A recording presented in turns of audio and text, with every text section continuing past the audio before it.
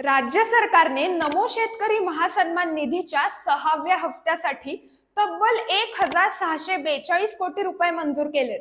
याशिवाय या आधीच्या प्रलंबित लाभार्थ्यांनाही ही रक्कम मिळणार आहे। डिसेंबर 2024 ते मार्च 2025 या कालावधीसाठी पात्र शेतकऱ्यांच्या खात्यात हा हप्ता जमा होणार आहे। या योजनेअंतर्गत पीएम किसान योजनेच्या लाभार्थ्यांना दरवर्षी 6000 रुपये 3 हप्त्यांमध्ये मिळतात। महाराष्ट्रात ऑक्टोबर 2024 पर्यंत 91.45 लाख शेतकऱ्यांच्या खात्यात 9055.83 कोटी रुपये जमा झाले।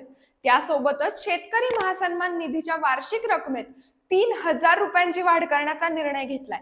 त्यामुळे आता महाराष्ट्रातील शेतकऱ्यांना पीएम किसानचे 6000 आणि नमो शेतकरी महासन्मान निधीचे 9000 असे एकूण 15000 रुपये प्रतिवर्षी मिळणार आहेत। ही योजना लाभार्थ्यांना थेट बँक खात्यात पैसे जमा करण्याच्या पद्धतीने राबवली जाईल। लाभ मिळवण्यासाठी अर्जदार हा महाराष्ट्रातील रहिवासी असावा, तो प्रधानमंत्री किसान सन्मान निधी योजनेअंतर्गत पात्र असावा।